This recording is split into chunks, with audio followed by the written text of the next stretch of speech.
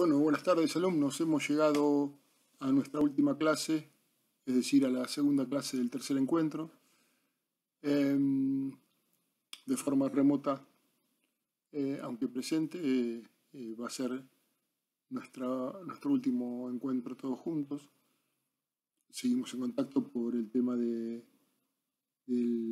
la corrección y la evaluación de los trabajos prácticos. Bien.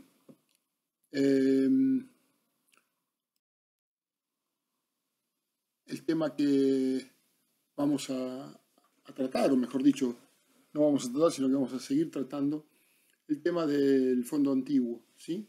En este caso, los conceptos sobre el fondo antiguo de Idalia García y Miguel Ángel Rendón, ¿sí? En primer lugar, ellos plantean lo que dan en denominar la colección especial. La colección especial es el acervo bibliográfico, hemerográfico o de archivo, ¿sí? Libros, revistas o documentos, que destacan por su antigüedad, por su temática, por su rareza o por su riqueza, y que justamente ese destaque hace que merezcan un tratamiento y unos usos diferentes al resto de los materiales que están dentro de lo que nosotros consideramos las colecciones generales. Si bien la antigüedad, la temática, la rareza y o la riqueza son condiciones necesarias, no son siempre suficientes para que estos materiales sean considerados especiales, ¿sí? Por ejemplo, la biblioteca particular de un pensador destacado puede considerarse una colección especial en una biblioteca universitaria. El término apunta a la idea de un uso especial, y el acceso se restringe en pos de su conservación patrimonial. Restringir el acceso no significa censurarlo, pero por ejemplo, puede suceder que la colección de un pensador en particular esté en un lugar apartado de la biblioteca universitaria, con un acceso no irrestricto, porque hay un montón de materiales que son únicos. Por ejemplo, el intercambio epistolar de esa persona, por ejemplo, ¿sí? Porque no solamente posee libros, por ejemplo, sus notas de clases. Estoy pensando así, estoy dando ejemplos que se me ocurren ahora y estoy dando ejemplos en voz alta, ¿sí? O los borradores de sus artículos, o los borradores de los capítulos de sus libros. Bueno, hay miles de documentos que pueden ser únicos, y en muchos casos no solamente únicos, sino además invalorables, de esa persona, y por lo tanto no pueden quedar a la buena de Dios, no pueden quedar en una estantería de acceso abierto. Se los separa, y cada vez que alguien necesita consultarlos con las medidas de seguridad oportunas, es decir, se le facilita, según además cómo esté la colección, ¿no? Cuál sea el grado de conservación de la colección, se le puede facilitar el acceso a esa persona, que en general son investigadores y que vienen con, si no son investigadores de la casa, es decir, de la universidad a la cual pertenece la misma biblioteca, son investigadores de otras universidades que vienen con algún tipo de carta de recomendación, ¿sí? O sea, no llegan como paracaidistas a decirle a un bibliotecario: necesito consultar los archivos de fulano, sino que la cosa es mucho más formal, ¿sí? Bien, seguimos avanzando.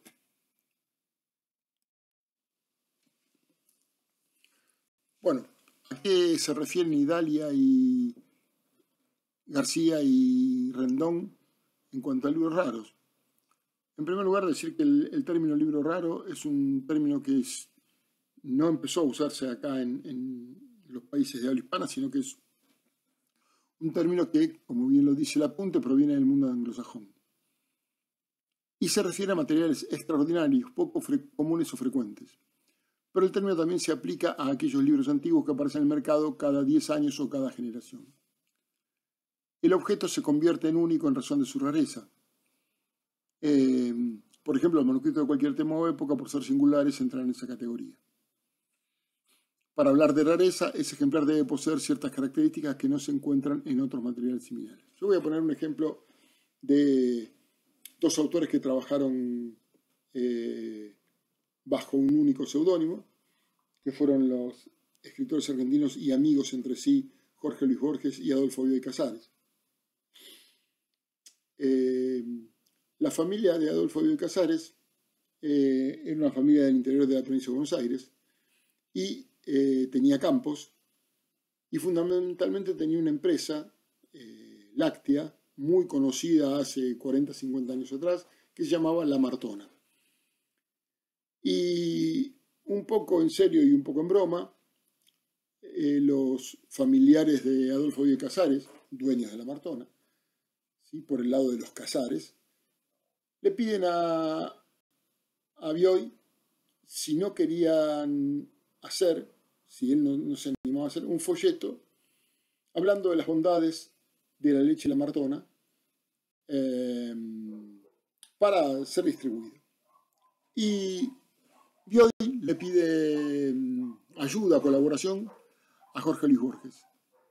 Y entre los dos arman un folleto sobre las bondades de la leche de La Martona. Ese folleto es una rareza absoluta, porque fue un folleto que circuló muy poco y que, como todo folleto que puede ser considerado como material efímero, en general tiende a desaparecer muy rápidamente.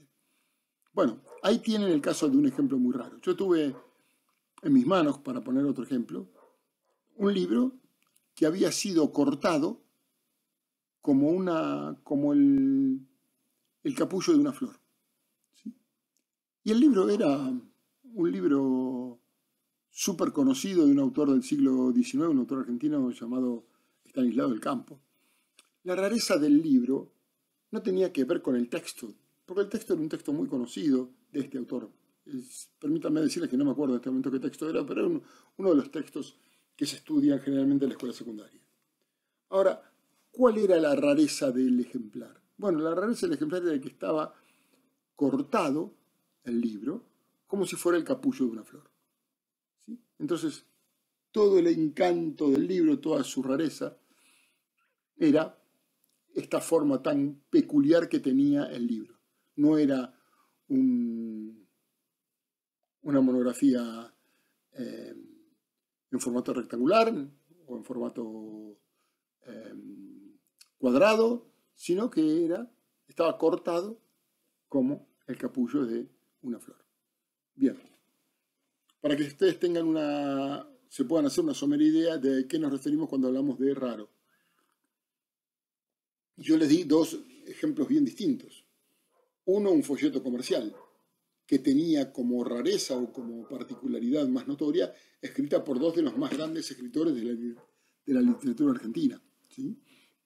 Y el otro, un texto de un autor del siglo XIX, conocido, ¿sí?, un texto muy conocido, pero lo que se destacaba era la forma, no el fondo, ¿sí? Bien, seguimos adelante. Otro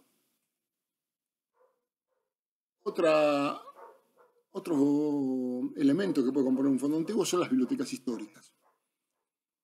Es un tipo particular de biblioteca por los materiales que integra su acervo bibliográfico y por los servicios que presta, ¿sí? Y el criterio principal de agrupación es la antigüedad de los objetos, ¿sí?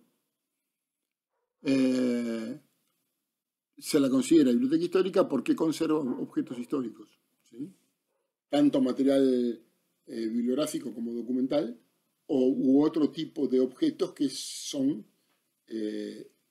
están considerados de interés histórico. Otro nombre que recibe el fondo antiguo es el nombre de fondo reservado. El fondo reservado es un conjunto bibliográfico dentro de una biblioteca, es decir, un grupo de materiales que se los aparta, que están dentro de la biblioteca, pero que están tratados de una manera particular. la palabra reservado en este caso hace referencia a la restricción en el acceso, ¿sí? O sea, se restringe el acceso a una comunidad en particular de investigadores. No accede todo el mundo a ese fondo reservado porque es frágil, ¿sí? Porque es muy valioso, porque no todo el mundo va a saber cómo tratarlo, ¿sí? Entonces ese fondo reservado está apartado, tiene un acceso, una restricción en el acceso completamente distinto al resto de la colección de la biblioteca. Por último, otra palabra que en Argentina no se usa tanto, pero que en Centroamérica es muy común en las bibliotecas de habla hispana, es el fondo conventual. Y ese fondo conventual lo que hace es designar una colección de libros antiguos. Van a ver que en México se habla mucho de fondo conventual, no así en la Argentina. ¿Y de dónde toma el nombre? Bueno, de las bibliotecas que existían, las casas de las órdenes religiosas, que fueron las primeras casas que tuvieron en la época colonial, que tuvieron bibliotecas. Todas las órdenes religiosas que provenían de España y llegaron a América para apoyar la conquista, en mayor o menor medida, tenían bibliotecas para sus miembros, para sus sacerdotes, para sus hermanos, ¿sí? Para sus monjas. Ahora bien, para que un libro sea considerado perteneciente al fondo conventual, debe provenir de una biblioteca conventual. ¿Y cómo se determina que un libro provenga de una biblioteca conventual? Bueno, por las marcas que van quedando en cada uno de los libros con el paso del tiempo. Sellos de propiedad, marcas de fuego. Las marcas de fuego son como las marcas con las cuales se yerra al ganado, ¿sí? Que indica propiedad. Bueno, esto mismo se hace en los cantos de los libros para decir que ese libro pertenece a una determinada biblioteca. O ex libris, o con la marginalia, es decir, con todos los escritos en los bordes de las hojas de los libros, se puede determinar que un determinado material monográfico pertenece a un determinado fondo conventual. Voy a hacer un pequeño paréntesis porque hay un caso muy original en la Argentina respecto del fondo conventual. Como les dije en el video anterior, en la primera clase, la Compañía de Jesús, los jesuitas, fueron expulsados por el rey de España, Carlos III, en 1767 de todos los lugares que pertenecían en ese momento al Reino de España. Y por supuesto, uno de los lugares de los que fueron expulsados completamente fue América, ¿sí? Porque los países de América estaban dentro de el Reino de España. Bien, cuando ustedes saben que la primera universidad argentina está creada en Córdoba, y justamente fueron los jesuitas quienes crearon esa universidad, y ahí había una serie de carreras universitarias. Tuvieron que irse, dejar todo, ¿sí? Y lo que sucedió fue que las bibliotecas fueron desmembradas. Entre ellas la biblioteca del Colegio de Buenos Aires, la biblioteca de Córdoba, la biblioteca de Santa Fe, por citar solamente las más conocidas o las que tenían mayor cantidad de libros. Muchos de los libros que estaban en la biblioteca de Córdoba, de la Universidad de Córdoba, terminaron siendo los primeros libros con los que se dotó a la Biblioteca Nacional. Ustedes saben que la Biblioteca Nacional es creada por la primera Junta a partir de un artículo publicado en un periódico local, en un periódico de Buenos Aires, en septiembre de 1810, ese artículo cuyo título era Educación fue, como es atribuido, no se lo sabe con total certeza, pero fue atribuido a Mariano Moreno. Y la biblioteca, la primera junta no tenía dinero para comprar libros para abrir la biblioteca, así que la primera junta se abrió con dos fuentes de libros muy importantes. La primera fue la donación de los ciudadanos de Buenos Aires, de los bonaerenses, ¿sí? Los porteños donaron muchos libros porque la biblioteca no se creó porque sí, la biblioteca se crea porque hay una gran necesidad de los habitantes de la ciudad de Buenos Aires de tener una biblioteca, ¿sí? De poder iluminarse, vamos a decirlo así, iluminar la razón con las nuevas corrientes de pensamiento que además dieran respaldo filosófico-político a la naciente Revolución de Mayo. Pero otra de las fuentes documentales fueron los libros que provinieron de la biblioteca de la Universidad de Córdoba, que por supuesto en ese momento no era una universidad nacional, sino que era una universidad de una congregación religiosa que había caído en desgracia a los ojos del rey cerca de 40 años atrás. Esos libros fueron llevados a Buenos Aires. Pasaron en la Biblioteca Nacional, esos libros estuvieron en la Biblioteca Nacional cerca de 180 años, casi 2 siglos. Durante el gobierno del expresidente Menem, sucedió un acontecimiento donde tanto el gobierno de la provincia de Córdoba como el rector de la Universidad Nacional de Córdoba, que se llamaba en ese momento Jury, solicitan al gobierno nacional que todos los libros que habían pertenecido a la Universidad de Córdoba y que habían sido llevados a la Biblioteca Nacional fueran devueltos.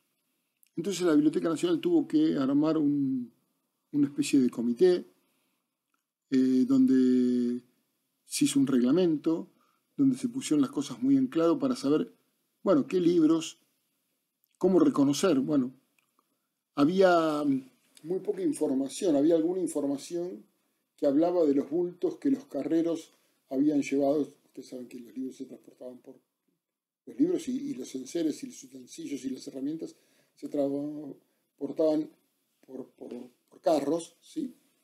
Había algunas especies como de remitos, vamos a poner algún tipo de nombre reconocible, pero esos remitos tenían poca información o una información muy fragmentaria, ¿sí? Que decía qué tipo de libros se habían llevado. Bueno, la cuestión es que a través sobre todo de los sellos de propiedad de la Biblioteca de Córdoba, se pudieron rescatar una buena cantidad, creo que llegó a un porcentaje del 70% de los libros que habían ido de Córdoba para Buenos Aires volvieron 2 siglos después de Buenos Aires a Córdoba. Y en la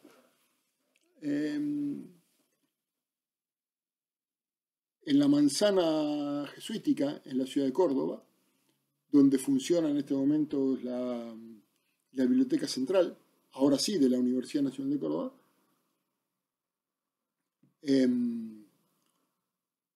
a mano, cuando uno entra a un típico patio colonial, donde hay un patio central muy grande y alrededor, en planta baja y primer piso, todas habitaciones que rodean ese patio. Así estaba conformado, así estaban las habitaciones y las aulas de la universidad. Bueno, cuando uno entra, la biblioteca está al fondo de todo esto, y a mano izquierda hay una habitación de acceso muy, pero muy restringido, con sistemas de ventilación y de humedad y de temperatura controlado de forma no manual sino electrónica, ¿sí? Donde se conservan todos esos libros que pudieron ser rescatados, ¿sí? Porque la única condición para poder devolver los libros, o sea, la Biblioteca Nacional accede a hacer la devolución de libros, pero la única condición era que hubiera una certeza de que el libro que se estaba devolviendo hubiera pertenecido, ¿sí? Una certeza medianamente confiable, que el libro que se estaba reclamando hubiera efectivamente pertenecido a ese fondo conventual. Entonces, si había certeza de que el libro había pertenecido al fondo conventual, se lo devolvía, ¿sí? Y así se rescataron muchísimos libros, ¿sí? Que volvieron a sus propietarios de algún modo originales, porque la universidad así entera, de estar en manos de los jesuitas, pasó a estar en manos del Estado y ahora es la Universidad Nacional de Córdoba. Bueno, nada, eso quería contarles, que es una anécdota histórica acerca del tratamiento que se le ha dado a este fondo conventual. Tuve la oportunidad de conocerlo, este fondo conventual, cuando fui hace varios años a Córdoba a hacer un curso de bibliotecarios, y la directora de la Biblioteca Central de la Universidad Nacional de Córdoba a la delegación nos abrió a todos las puertas para que podamos ver, no tocar, pero poder ver esa colección, y una cosa verdaderamente magnífica. Bien, seguimos adelante.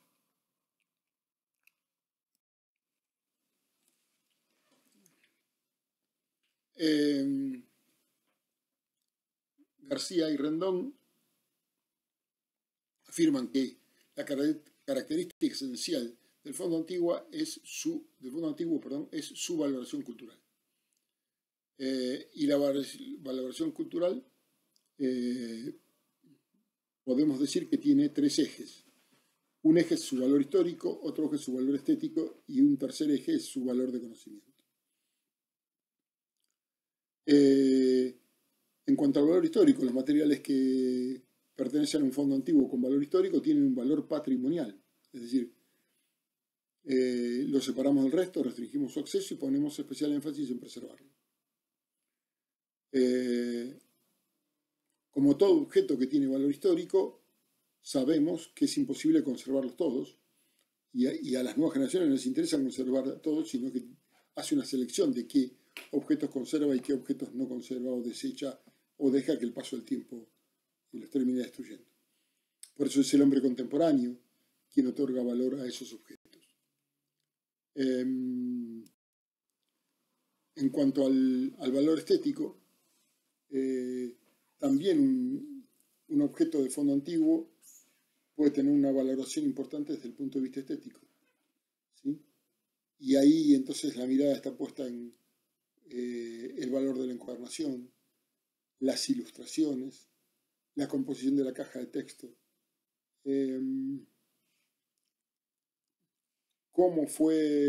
por ejemplo, cómo fue reencuadernado el documento, el tipo de tipografía que se usó, los márgenes, la calidad del papel, ¿sí?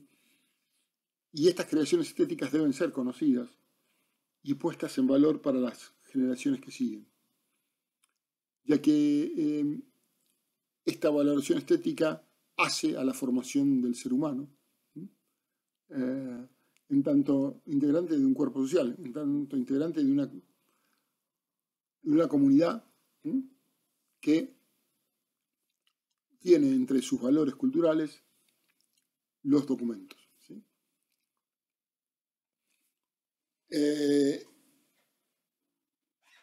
El valor del conocimiento. Este también es un punto de vista muy importante, porque es qué conocimientos me transmiten, qué ideas me transmiten, qué ideas me comunican los libros antiguos. O sea, no solamente el libro o el documento tienen un valor estético o un goce estético para el tacto, para la vista. No solamente son además testimonios del pasado, sino que además poseen ideas. Entonces, cuando uno estudia esas ideas que están en documentos antiguos, el hombre tiene la posibilidad de comprender mejor, de explicar y de transformar la realidad. Entonces, es muy importante que los miembros de una sociedad conozcamos nuestros documentos antiguos. ¿Y por qué decimos que es muy importante? Porque conociendo nuestra historia, comprendiendo nuestra historia, comprendiendo las ideas que nos forjaron como sociedad, vamos a poder, digamos, intentar explicar el presente, y además de poder explicar el presente, vamos a poder tener una cierta mirada, una mirada transformadora hacia el futuro, ¿sí? Es decir, vamos a poder no adivinar el futuro, pero sí vislumbrar el futuro, ¿sí? Porque el futuro va a ser consecuencia de este presente que vivimos, y este presente es consecuencia de aquel pasado. Entonces, si el hombre de hoy no puede comprender el pasado o no se interesa en comprender el pasado, posiblemente no pueda entender el presente y por lo tanto tampoco pueda vislumbrar el futuro, ¿sí? Entonces, se puede concluir, dicen García y Rendón, que el fondo antiguo se define por los valores culturales que lo caracterizan, no por el número de objetos que lo integran. Acá cuando hablamos de fondo antiguo no importa qué número de objetos son. Por supuesto, cuanto más objetos a conocer, cuanto más objetos a descubrir, cuanto más objetos a analizar, más vamos a poder entender la cultura de un pueblo. Pero lo importante es poder extraer la información de cuáles son los valores culturales que tienen esos objetos. No su cantidad, sino cómo podemos entender los valores culturales que nos transmiten.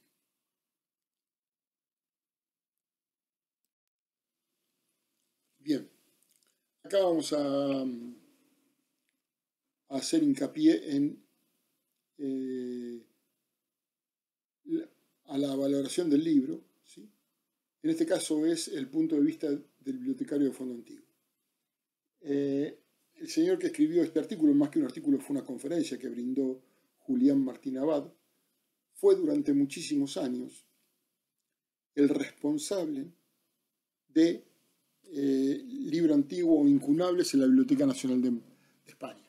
Es decir, fue una importantísima autoridad, un hombre muy versado en los temas, con un conocimiento de filología verdaderamente inmenso, formador de generaciones, ¿sí? Y hace unos años atrás, antes de retirarse como bibliotecario en la Biblioteca Nacional de España, brindó esta conferencia que así tituló La valoración del libro, el punto de vista del bibliotecario del fondo antiguo. Y yo tomé de una entrevista, de una conferencia que es muy larga, tomé los puntos más importantes porque me parecieron que sería muy bueno que nosotros, aun cuando tenemos una realidad distinta, las cosas que dice Julián Martín Abad son cosas que sirven para cualquiera que trabaje con libro antiguo, ¿sí?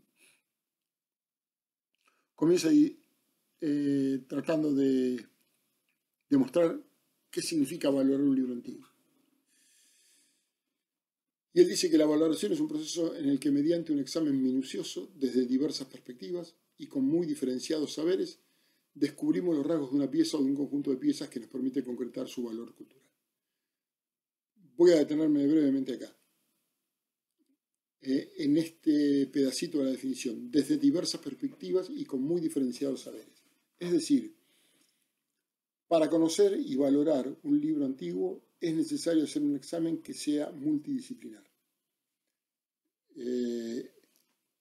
Es condición necesaria, pero no suficiente, la opinión del bibliotecario, ¿sí?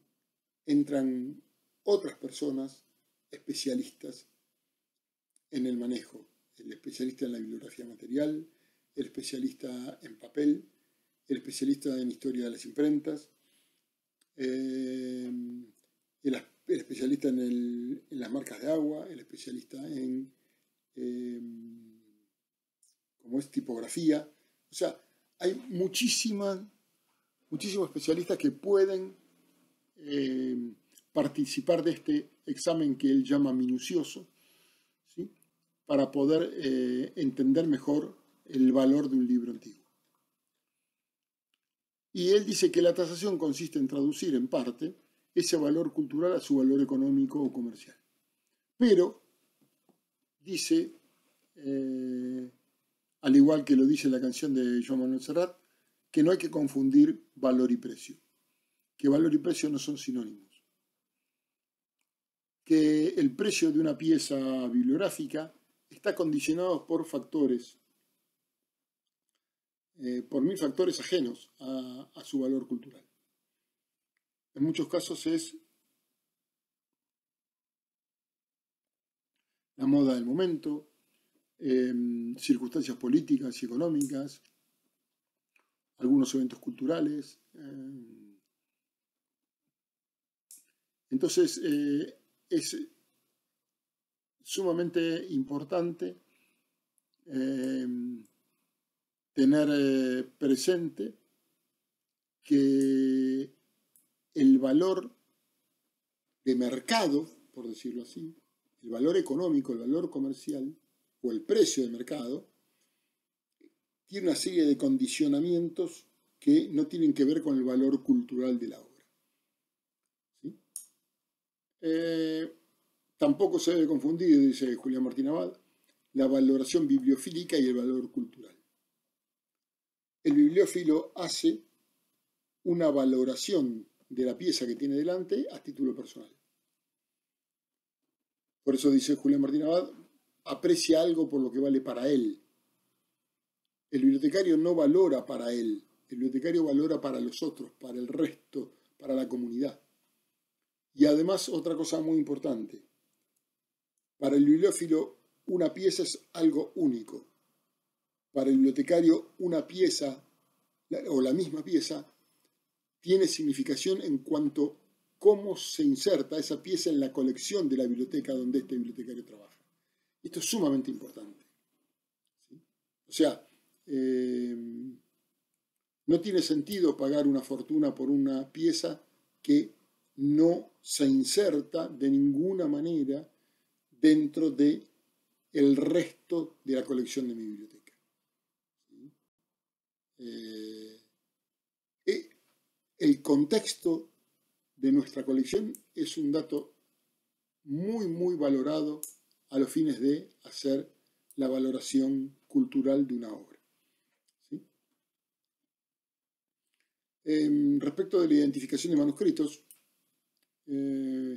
Martín Abad dice que cada manuscrito es único, que no solo hay que valorarlo por su importancia histórica, sino también por su contenido. ¿Sí? Porque en general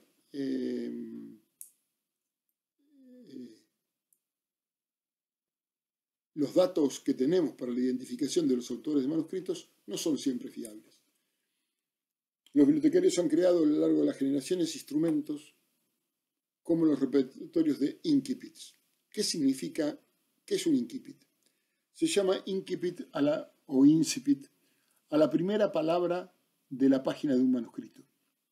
Como las páginas no estaban numeradas, ¿sí?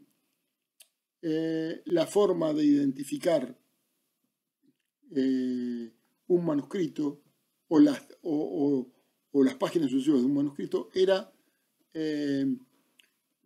identificar claramente la primera palabra de la página y la última palabra de la página. Incipit y excipit, ¿sí? Primera y última página. Primera y última palabra de ese manuscrito. O sea, se crearon repertorios de incipit porque esos repertorios de incipit daban cuenta de a qué manuscritos se estaban refiriendo. ¿Sí? Y además dice Julián Martín Abad que la identificación supone conocer el lugar y la fecha de fabricación. Y además, sobre todo en los manuscritos, saber si es un original o es una copia. ¿Sí? Porque algunos manuscritos que eran de un alto valor por su contenido eran copiados, para eso estaban los copistas justamente, para copiar aquellos manuscritos que tenían valor para la comunidad.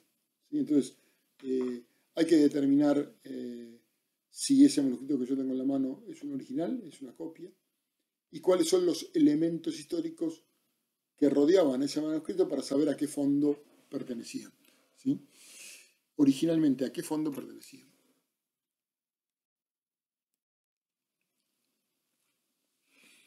Bien.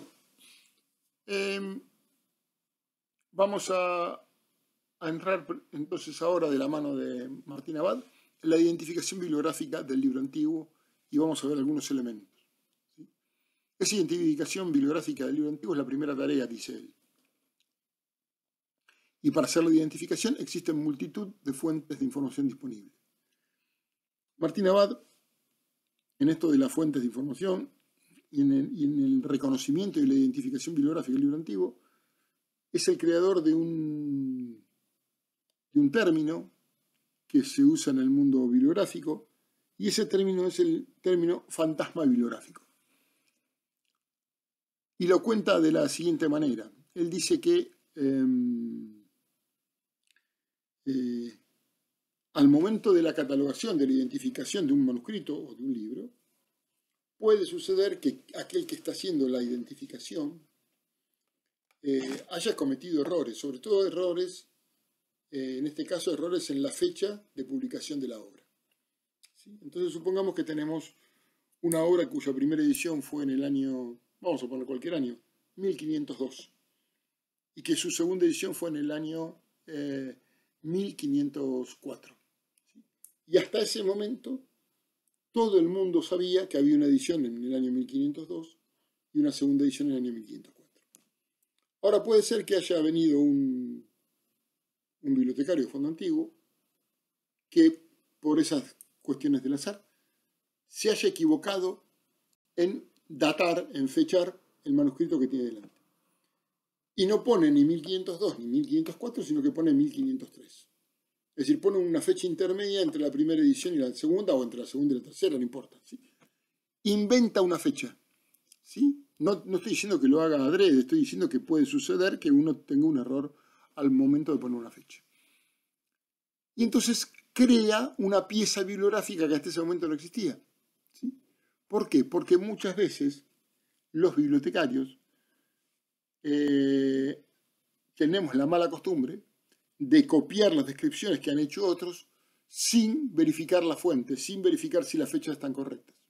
Entonces, hay dataciones de documentos erróneas, ¿sí?, que han ido repitiendo dichos errores generación tras generación, es decir, en índices, en bibliografías, en catálogos, ese error se ha ido repitiendo.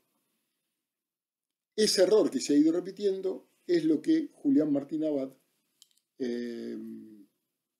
manifiesta que, o le pone un nombre, y ese nombre es el fantasma bibliográfico. O sea, obras que no existen, pero a las cuales un bibliotecario descuidado le ha dado vida. ¿Sí? Hasta que viene otro que pone la suficiente atención como para descubrir que no existe una segunda edición en 1503, sino que ha habido un error. Y que, en verdad, originariamente sigue siendo correcto lo que se sabía originalmente, que había una primera edición en 1502 y una segunda edición en 1504. ¿Sí? Bien, entonces decía que la primera tarea para identificar bibliográficamente un libro antiguo es recurrir a las fuentes de información disponibles. Y se debe recurrir a estos instrumentos bibliográficos para poder descubrir la rareza de la edición. ¿Sí? Muchas veces estas fuentes de información lo que hacen es brindar información sobre el ejemplar ideal, ¿sí?, para poder contrastarlo con el ejemplar que se está valorando. ¿Sí? Esto es hay toda una tradición en la bibliografía anglosajona de establecer una edición lo más fidedigna posible a la primera, y esa edición se llama edición Princeps, para después poder hacer, o sea, príncipe, primera, ¿sí?, para después poder contrastar el resto de las ediciones contra esa edición Princeps, ¿sí? Según Clavería, afirma Julián Martín Abad, la mejor tasación es aquella que comienza con una descripción detallada del libro o documento, ¿sí? Que expone la importancia del autor y del documento, que estudia su procedencia, es decir, los vaivenes que han tenido el autor y su obra en el mercado del libro. Déjeme decirle que esta afirmación de Clavería se halla plenamente plasmada en los libreros de viejo. Es decir, cuando el librero de viejo, cuando el librero anticuario tiene en sus manos una obra que sabe, por el estudio de los repertorios bibliográficos, que es una obra de valor importante, justamente lo que hace todo un trabajo paratextual respecto de esa obra para poder identificarla y después además para poder venderla mejor. Entonces por eso hace una descripción detallada del libro documento, lo que dice el punto A, busca información sobre el autor y sobre ese documento que el autor publicó o escribió, ¿sí? Y además, por último, trata de reconstruir la procedencia de ese documento, es decir, por qué manos pasó hasta llegar a sus manos, ¿sí? O cuáles fueron los vaivenes que sufrió esa obra en el mercado del libro hasta llegar al autor propietario, ¿sí? Esta es una tarea que, hasta donde yo sé muy bien, los bibliotecarios argentinos, al no tener formación en el libro antiguo, son muy pocos los que lo pueden o lo saben hacer. Los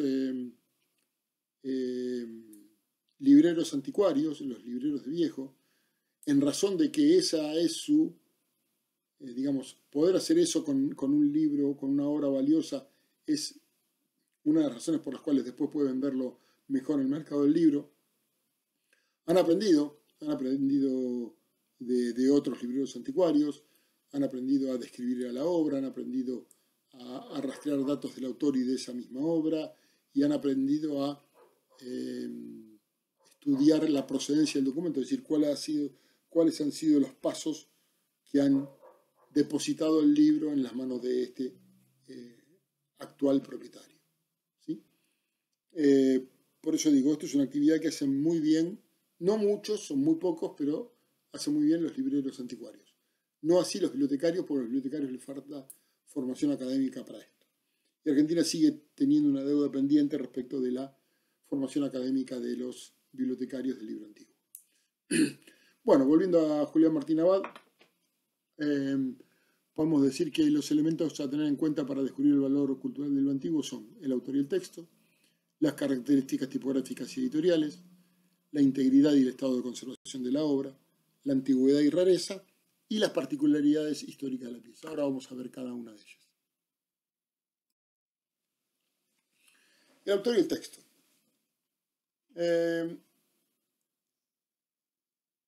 Julián Martín Abad dice que la identificación del texto es el primer problema con el que se encuentra el bibliotecario. No es conocer solo la obra, porque la obra puede ser una obra conocida, sino la versión de la obra que el manuscrito ofrece. Y para conocer la versión que el manuscrito ofrece, esto solamente se puede hacer por comparación, es decir, tomando otro manuscrito de la obra y contrastarlo con el manuscrito que yo tengo en la mano, para saber si ambos manuscritos provinieron del mismo taller, si provinieron del mismo copista o fue otro el copista que hizo la copia. Ahora bien, si no tengo otro manuscrito con el cual contrastarlo, es decir, tengo un manuscrito que se supone que es inédito, la valoración se va a poder hacer solamente sobre los datos que haya sobre el autor, ¿sí? Además, el valor de la obra va a acrecentarse si, además de ser una obra original, es decir, no es una copia, es un autógrafo, es decir, lo escribió de puño y letra el propio autor, ¿sí? No lo hizo un copista, no fue una obra al dictado, sino que lo escribió el propio autor. Por supuesto que, como dice Abad, se debe acudir a los especialistas que ayuden a autentificar los manuscritos inéditos, ¿sí? Ahora, en el caso de los libros impresos, lo primero que es necesario identificar no son el autor y el título, sino la edición. ¿Quién fue la imprenta que editó esa obra? Esto es lo fundamental. Y esto se sabe por el papel que se usa, por las marcas de agua, por la tipografía, es decir, hay una serie por el tipo de encuadernación, porque no siempre en los manuscritos figuran los datos de identificación del editor o del taller de donde salió esa obra, ¿sí? Bien. En segundo lugar, las características tipográficas y editoriales. Bien, ya dijimos que había que analizar las variantes entre ejemplares. Y acá dice Julián Martín Abad, derivados de accidentes al momento de la impresión. No todas las planchas de impresión salen iguales. Algunos salen mal cortados, otros salen manchadas, con texto cercenado. Hubo que cambiar letras porque se rompieron los tipos. Entonces, por eso dice que hay que hacer una correcta identificación del editorial.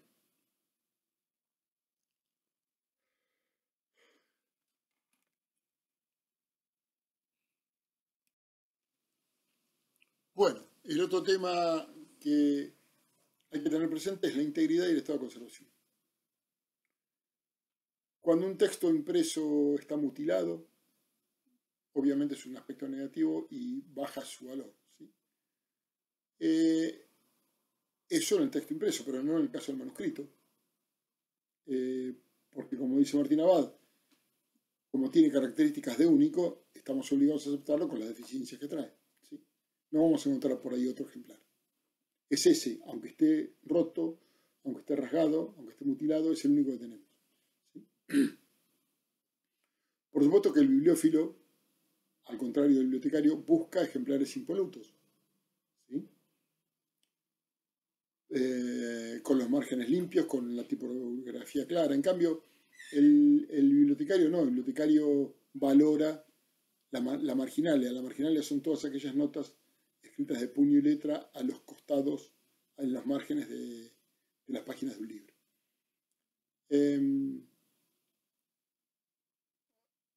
En cuanto al estado de conservación, Julián Martín Abad dice que el bibliófilo limpia las manchas de humedad, repara las heridas del papel, los agujeros, ¿sí? Y que los ejemplares mutilados pueden ser intervenidos a través de copias a mano, reproducción facsimilar, etc. A mí me pasó tener en la mano un ejemplar que salió de las imprentas jesuíticas, un libro llamado Manuale ad usum patrum, ¿sí? Manual para el uso de los padres, o sea, de los padres jesuitas, por eso se llamaba así. Y ese manual para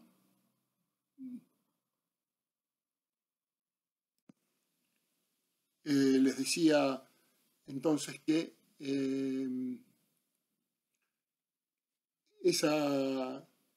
el bibliófilo busca otra cosa, por eso limpia las manchas de humedad, repara las heridas en el papel.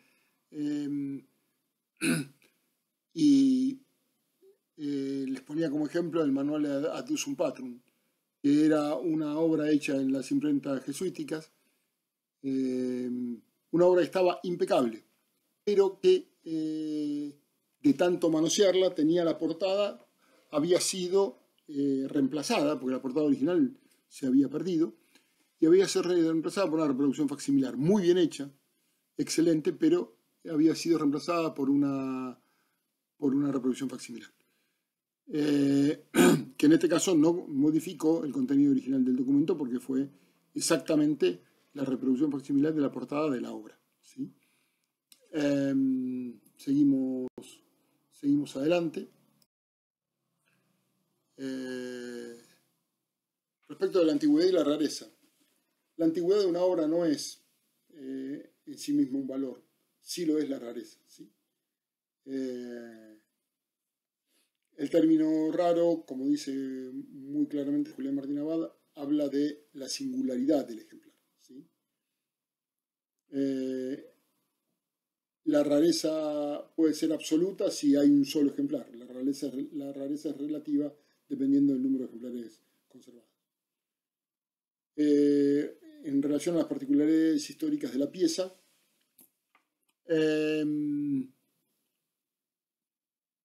muchas veces para ganar tiempo, espacio y por un tema económico, los impresores encuadernaban juntas obras y el valor de la obra estaba justamente en esa encuadernación que tenían juntos. Pero muchas veces los libreros anticuarios desencuadernan para vender la obra por separado porque eso le da mayor valor.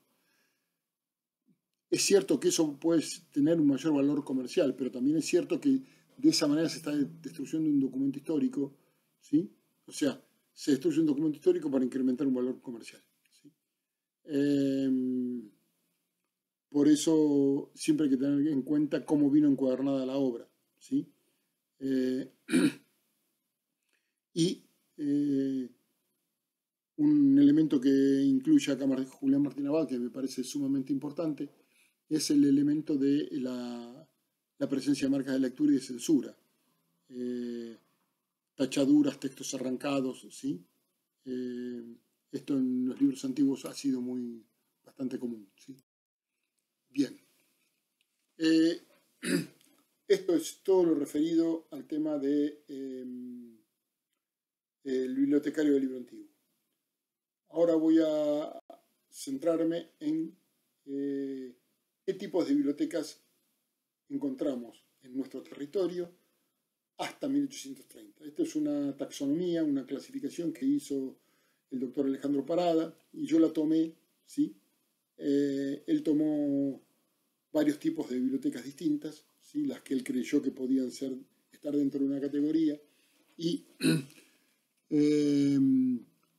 desde distintos puntos de vista fue hablando de las características de ellas, ¿no?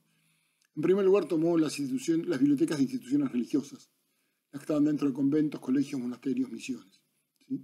Por lo tanto, el ámbito de pertenencia de dichas bibliotecas son las corporaciones religiosas, ¿sí? Las órdenes religiosas. Su acceso era cerrado y restringido, en algunos casos semipúblico. Por lo tanto, el uso de la colección era solamente para los miembros de la comunidad, era un uso limitado. Quien gestionaba era la Iglesia Católica, y el tipo de lectura que uno encontraba en ese ámbito, en las bibliotecas de instituciones religiosas, era una biblioteca religiosa formativa y textos también piadosos espirituales. Una segunda clasificación son las bibliotecas particulares o privadas. Acá el ámbito de pertenencia no era la corporación religiosa, sino que era el ámbito privado, doméstico, ¿sí? Para uso familiar. El acceso era también cerrado, restringido, porque solamente accedían la familia o aquellos a los cuales la familia invitaba a utilizarla, ¿sí? El uso de la colección, por lo tanto, era limitado. O al dueño de la colección o aquel al cual el dueño de la colección quisiera invitar a la lectura. La gestión era una gestión personal, ¿sí? El individuo se ocupaba de todo, ¿sí? De cuidar, de acrecentar su biblioteca. El tipo de lectura era una lectura profesional, ¿sí? O no tan profesional, ¿sí? Podía ser una lectura referida al aprendizaje o también una lectura recreativa, ¿sí? El tercer tipo de biblioteca es la biblioteca conventual catedralicia. Esta fue un tipo de biblioteca muy curiosa, muy particular, que si bien el ámbito de pertenencia a la biblioteca era el convento, la catedral, en razón de testamentos, tanto de personas privadas, de personajes, sí, de la sociedad porteña como de miembros del clero, piden que sus colecciones de libros, sobre todo estamos hablando de Pietro Pulido y su mujer, en el caso de un miembro de la sociedad como el obispo Azamori Ramírez, ¿sí? Un dignatario de la iglesia, piden que su colección sea puesta al servicio de la comunidad, ¿sí? Por eso se habla de que si bien el ámbito donde los libros se conservan es un convento, una catedral, el acceso debería ser público. El uso de la colección no es privativo de un grupo, sino extensivo, ¿sí? Y si bien es cierto que lo gestiona la iglesia, porque así lo determinan los testamentos, cambia completamente porque el acceso es otro, ¿sí? Y el tipo de lectura lo mismo, es profesional, para profesional o recreativa, ¿sí? Bueno, cuando hablamos acá de biblioteca pública nos referimos fundamentalmente eh, a la Biblioteca de Buenos Aires, la que después dio origen a la Biblioteca Nacional, que como dijimos anteriormente nació en 1810 y se puso en funcionamiento a principios de 1812. Acá su pertenencia, el ámbito al cual pertenecía era el Estado Nacional. El acceso era público, cualquiera podía acceder. Por supuesto, el uso de la colección es extensivo. Quien gestionaba la colección era el Estado. ¿Sí? Y un tipo de lectura también amplio. ¿Sí? Seguimos adelante. Las bibliotecas societarias fueron un tipo de bibliotecas que fueron creadas por sociedades de extranjeros que comerciaban en el Río de la Plata, cámaras de comercio extranjeras y sociedades privadas. ¿Sí? El ámbito de pertenencia eran estas sociedades privadas que tenían una biblioteca para sus socios, el acceso era cerrado, el uso de la colección era restrictivo porque era solamente para los socios, la gestión era de esa asociación o sociedad o cámara de comercio, y el tipo de lectura no era para profesionales, sino que era más bien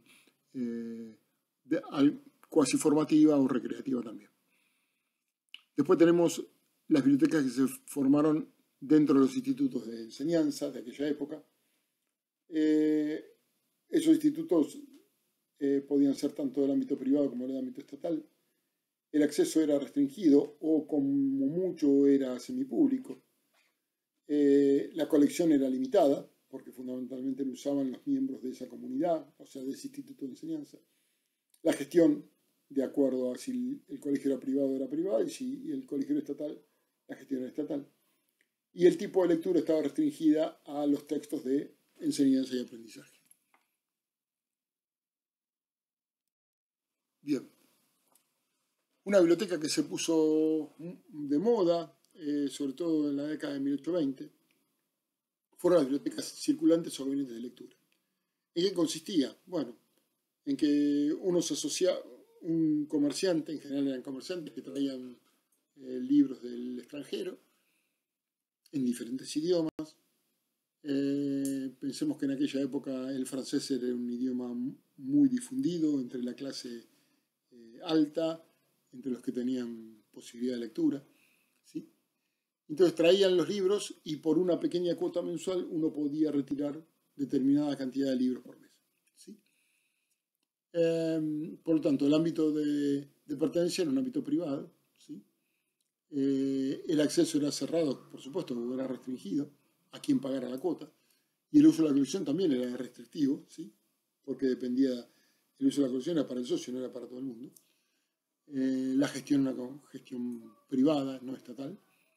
Y el tipo de lectura era una lectura también técnica o recreativa. Y el último tipo de biblioteca que nos queda por analizar son lo que se llamaban las bibliotecas particulares por encargo. Es decir, alguien de la Ciudad de Buenos Aires que no tenía libros encargaba a un comerciante que le comprara una determinada cantidad de libros, ¿sí? Fundamentalmente en el extranjero. Entonces le hacía el encargo privado, doméstico, ¿sí? Por supuesto, esa biblioteca iba a ser una biblioteca cerrada, restringida, porque terminaría convirtiéndose en una biblioteca particular, y el uso de la colección iba a estar limitada al dueño que pagaba la compra de esos libros, ¿sí? Aparecen varios, como anécdota de color, aparecen varios avisos en la prensa periódica de ese momento, donde los comerciantes ofrecen traer distintos tipos de libros desde Europa o desde otros lugares, ¿sí? Desde otros centros comerciales, para conformar las bibliotecas particulares. ¿Sí? La gestión de la biblioteca era completamente personal, porque era algo que se hacía entre el comerciante y la persona interesada en tener una biblioteca. Y el tipo de lectura era profesional para profesional y recreativo. Bueno, por acá vamos terminando nuestros contenidos de este año. Espero que les haya podido resultar medianamente atractivo, que hayan podido sacarle el jugo a este tipo de clases expositivas que, bueno, la pandemia nos obligó a hacerlo de este modo. Desde ya, muchísimas gracias.